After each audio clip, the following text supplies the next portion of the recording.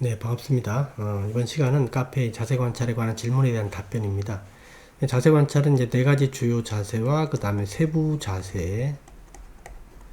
만일에 이제 앉아있는 자세일 때, 그 앉아있는 자세 속에서도 자세 변경이 있을 수가 있습니다. 만약에 가부좌를 틀고 있다가 다리가 아파서 뭐 반가부좌를 이렇게 바꾼다든가 이럴 때도 당연히 자세 관찰 영역에 포함이 됩니다. 그래서 네 가지 주요 자세와 세부 자세를 대상으로 자세 변경 시에 필요성을 적용하는 형태의 수행입니다.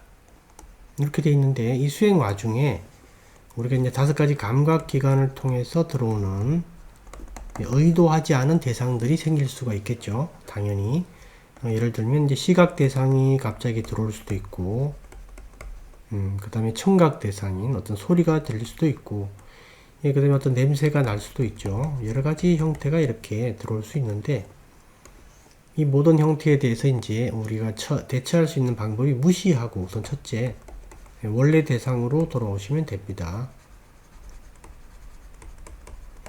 이 무시해도 되는 이유가 우리가 이제 의도하지 않았기 때문에 그래요. 의도가 없기 때문에.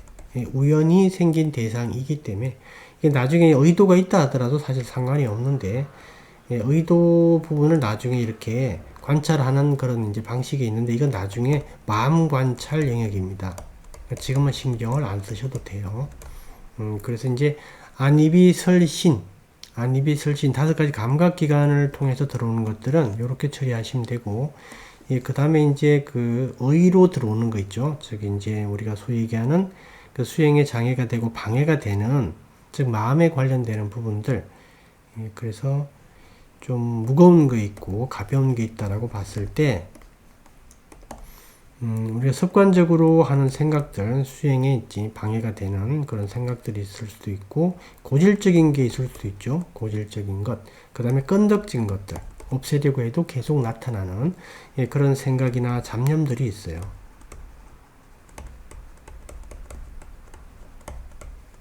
이런 것들이라든가, 또는 어떤 아이디어가 갑자기 또 올라가지고, 이걸 계속 붙들고 있느라 수행을 못하는 경우도 꽤 있습니다. 이런 것들도 이제 수행의 무거운 방해 요소, 장애 요소로 볼 수 있고, 그 다음에 의외로 통찰이 이게 조금 문제가 되는 경우도 있습니다. 통찰은 좋은 건데 왜 수행에 장애 요소냐 이렇게 물어볼 수 있는데, 통찰이 사실 이렇게 일어나게 되면 통찰이 일어나는 그 순간 그 즉시 바로 뒤이어서 그 통찰에 대한 내용, 즉 알미 일어납니다. 알미 일어나는데 이게 이 당시에는 신선하고 새롭고 대단하게 느껴집니다. 그래서 이제 여기다 상당히 많은 의미를 부여하게 돼요. 수행자들이 보통. 그러다 보면 여기 빠져가지고 수행을 못하게 되는 경우가 많습니다. 이제 통찰이 이제 이때 일어나서 이게 신선하고 이렇게 되게 이제 좀 뭐 어떤 알미 생긴 것 같아도 이게 자기한테 없던 어떤 지혜가 딱 일어나니까 그런 느낌이 드는데요. 뭐 하루 이틀 정도 지나면 이게 평범해져요. 밋밋해집니다. 자기한테 없을 때는 그게 신기한데 자기한테 지혜가 일어나게 되면 금방 이렇게 평정 상태로 밋밋해져요. 그래서 이제 여기다 너무 큰 의미를 부여하는 것은 수행자가 올바른 태도가 아닙니다. 우리가 아빠마다 기억나시죠? 이 부분을 항상 기억하셔야 됩니다. 그래서 의외로 수행하시는 분들 중에 이 통찰이 일어나는데 오히려 이게 수행에 장애 요소, 방해 요소가 되는 경우가 꽤 많이 있어요. 그러니까 이제 여기 너무 큰 의미를 부여할 필요가 없다. 그래서 이런 부분들이 이제 일어났을 때 이때는 5단계를 적용하는 거고요. 그 다음에 이제 가볍게 스쳐 지나가는 생각들 있죠. 잠깐 일어났다 사라지는 것. 이것들은 마찬가지로 무시하면 되고, 원래 대상으로 돌아와서 수행을 계속 하시면 됩니다. 이렇게 되면 문제가 없다. 이렇게 보시면 되고요. 그 다음에 지금 이 자세 관찰이 몸 관찰 수행이죠. 몸 관찰 수행이니까 이때 몸에서 몸을 관찰한다라는 그 경전의 내용이 뭐냐면, 몸에서 몸을 관찰한다가 몸만 관찰한다는 뜻이에요. 몸만. 즉, 몸 중에 자세죠. 자세만 관찰한다. 그래서 수행을 단순화 시켜야 됩니다. 여러분들 꼭 명심하셔야 돼요. 단순화 시켜야 된다. 복잡하게 갈 필요가 없습니다. 단순화. 그래서 만약에 우리가 수행 중이다, 일상이다 라고 했을 때 최대한 단순화 시킨다. 그래서 자세 관찰만 하는 겁니다. 마음 관찰이 좀 되더라도 신경 쓰지 말고 자세 관찰만 하는 것이다. 이렇게 필요성 잘 적용해 주시고 그렇게 하시면 되고요. 그다음 일상에서 이제 이거는 수행 중에 단순하다면 일상에서는 더 단순해야 돼요. 일상에서는 업무도 봐야 되고 여러 가지 일들이 있으니까, 그죠? 그러니까 저희가 이제 일상에서 수행을 개발할 때도 이 부분을 좀 염두해서 개발해야 됩니다. 이 복잡하게 가시면 안 돼요. 그럼 이제 스트레스도 쌓이고 수행에 진전이 별로 없어요. 단순하게 하시는 게 더 좋습니다. 복잡하게 할 필요가 없다. 그 점을 좀 명심하시기 바랍니다.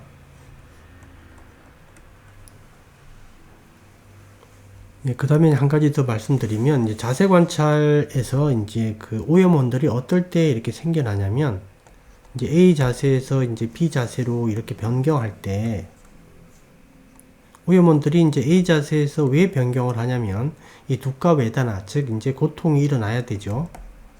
이 두카 웨다나인데, 괴로운 느낌, 요게 일어나야 되는데, 요게 일어났을 때 이제 자세를 변경할 때 그때 이제 오염원들이 제일 많이 들어와요. 그래서 이때 이제 주로 기존 자세에 대해서, 기존 자세 고통이죠. 그 다음에 새로운 자세에 대해서, 기존 자세에 대해서는 당연히 이제 그 싫어함이 일어나겠고, 싫어함이 좀 강해지면 혐오가 되겠죠. 혐오.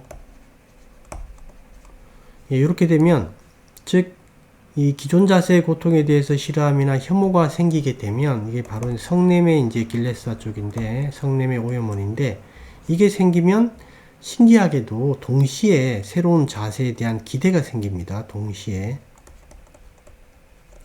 새로운 자세에 대한 좋아함, 새로운 자세에 대한 기대, 즉 탐욕의 길레사가 여기에 들어오게 돼요. 그래서 이제 요때 괴로움이 A 자세에서 괴로움이 일어났을 때 자세를 변경하려고 할 때 요때 이제 길레사가 제일 많이 생기는데, 요때 이제 생기는 경우가 하나 있고요. 이때 여러분들이 좀 기억해야 되는 게, 이게 지금 이 길레사가 성냄이나 탐욕이 어디에 의지해서 일어났냐면 온에 의지해서 일어납니다. 당연히 온에 의지해서 일어난다. 즉 길레사는 단독으로 일어나지는 못해요. 꼭 온에 의지해서 일어난다. 그래서 기존 자세에 의지해서 일어났다. 그러면 루파에 의지한 거죠. 근데 만약에 그 두카 웨다나, 즉 이 괴로운 어떤 그런 어떤 느낌에 따라서 일어났다. 그러면 이거는 이제 웨다나니까, 그죠? 느낌에 의지해서 일어난 오염원들이 되겠죠. 새로운 자세도 마찬가지죠. 새로운 자세에 대한 어떤 그 새로운 자세를 자기 머리에 그리게 되죠. 그리고 이제 그 새로운 자세가 이제 주는 어떤 편안함을 떠올리죠. 그러니까 어떤 생각, 즉 쌍카라에 기대서 또 일어나는 거죠. 그래서 오온에 기대어서 일어납니다. 단독으로 일어나지는 못하고요. 그 요럴 때 이제 길레사가 일어나고, 또 언제 일어나냐면 두 번째는, 즉 자세를 변경할 때, 요때는 1번이고 자세를 변경할 때, 요때 자세를 변경하는 요 순간 있죠. 요때 두 번째로 길레사가 일어날 수 있다. 즉 자세 변경 시에, 이때 이제 길레사가 왜 일어나냐면 사띠를 놓쳐버려요. 사띠를 잃어버린다. 이렇게 되었을 때 어떤 생각에 빠지게 됩니다. 즉 생각의 내용에 따라서 길레사가 결정이 되겠죠. 요때 이제 주로 또 길레사가 들어오게 됩니다. 그죠? 그 다음에 이제 언제가 있냐면 자세를 변경한 후에, 자세 변경 후,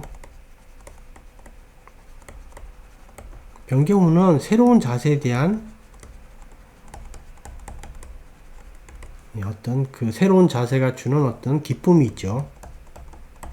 편안함이 있고, 여기에 대한 탐닉이죠. 탐닉. 이것도 오온에 기대어서 일어나는 겁니다. 그래서 이제 모든 길레사는 다 오온에 기대어서 일어난다. 단독으로는 일어나질 못한다. 이렇게 기억하시면 되고, 여기서 가장 문제가 되는 건 1번이에요. 1번이 가장 크고 길레사가 오염원이 들어올 수 있는, 그 다음에 2번이고 3번이 가장 적다. 이럴 때 이제 주로 오염원들이 들어올 수가 있다라고 보시면 돼요. 3번 같은 경우는 사실은 크게 신경을 안 써도 되는데 이런 경우도 가능하다라는 거죠. 그래서 이제 그 오염원들은 이렇게 오온에 기대어서 요런 순간에 일어나게 된다. 이렇게 보시면 되겠고요. 예, 그 다음에 질문하신 내용에 보게 되면, 거기 이제 그 세 번째 줄에 보면, 예를 들면, 이제 눈에 컴퓨터 화면이 보이면, 보이는 대상과 이를 아는 마음을 남아와 보는 나, 루파로 보면 되는 것인가? 이렇게 질문하셨는데, 예, 사실 모니터 화면이 보인다. 이렇게 되게 되면, 이게 이제 모니터 화면이다라고 이제 했던 안식이 일어나는 거죠. 그걸 알아보는 식이 일어나는데, 이 식은 이제 모니터 화면의 색깔 있죠. 색깔. 즉 모니터 화면의 색. 즉 시각적 대상의 루파는, 외부 루파는 색입니다. 색깔이에요. 모양이 보이고 이게 구분이 되는 거는 우리의 어떤 산야 있죠. 기억 때문에 그렇게 보이는 거예요. 사실은. 시각 대상은 루파가 뭐다? 색이다. 색깔이다. 이렇게 보시면 되고, 그 다음에 이 색깔하고, 이거 외부 루파고요. 그 다음에 내부 루파, 우리가 이제 그 눈바사다라는 거 있죠. 내부 루파. 얘들이 이제 이렇게 만나기 때문에 안식이 일어나는 거거든요. 예, 이런 의미로 보셔야 돼요. 요건 이제 마음 관찰 영역이니까 당연히 여기에 대해서는 우리가 고려할 필요가 없다. 아직까지는 고려 안 해도 된다. 이렇게 보시면 되겠고, 모니터 화면이 보이면 다섯 가지 감각기관에 대한 대상이니까 무시하고 원래 대상으로 돌아가시면 됩니다. 그렇게 하시면 되고, 그 다음에 이제 자세 관찰 수행 지침서 21페이지에 대한 문제, 요건 말씀드렸고, 그 다음에 밑에 보게 되면 자세 관찰 중에 들리는 차 소리나 커피 한 모금에 대한 관찰되는 남아와 루파, 요것도 마찬가지죠. 요것도 차소리는 다섯 가지 감각기관에서 우연히 들어오는 대상이니까 이거는 무시하고 원래 대상으로 돌아오면 되고요. 그 다음에 커피를 이제 요거는 자기가 의도적으로 마시는 거니까 이거는 이제 이 부분에 대해서는 자세 관찰을 한다면 좋아함이나 싫어함이 커피 맛에 대한 그런 게 있는지 살펴보는 것도 괜찮고요. 그 다음에 커피를 마시는 지금 자세 자체를 관찰하는 것도 괜찮고, 여기서 이제 마음 관찰 영역으로 뛰어 넘어가서 이 맛하고 그 다음에 맛을 아는 미식 있죠. 이걸 이렇게 구분하는 거는 지금 자세 관찰 단계에서는 너무 복잡하다. 그러니까 이 부분은 나중에 하기로 하고, 여기서는 이제 간단하게 우연히 들어온 다섯 가지 감각 기관의 대상들은 무시하고 원래 대상으로 돌아온다. 요거고, 그다음 자기가 의도적으로 어떤 행위를 했을 때는 좋아함이나 싫어함 또는 자세 자체를 관찰하는 정도, 이렇게 하면 되겠습니다. 그렇게 보시면 되겠고, 그 다음에 이제 마찬가지로 자세를 사티하고 있을 때 마음이 예전 생각이나 미래 생각 혹은 저절로 떠오른 음악 소리 등등이 일어날 때 5단계를 무조건 적용하는 게 아니라 수행에 대한 장애의 정도가 클 때, 무거울 때 5단계 적용하고 가볍게 스쳐 지나가는 것에 대해서는 무시하고 원래 대상으로 돌아오시면 되겠습니다.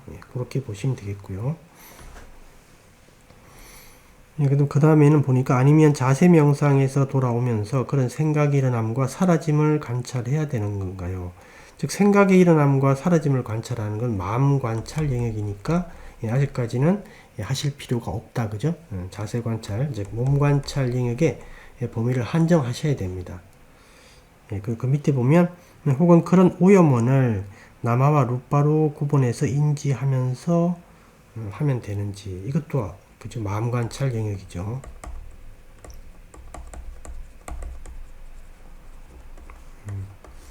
그런데 이제 이런 것들은 괜찮아요. 좋아함과 싫어함, 일상에서 좋아함과 싫어함이 이제 잘 몰라서 그렇지 계속 일어나거든요.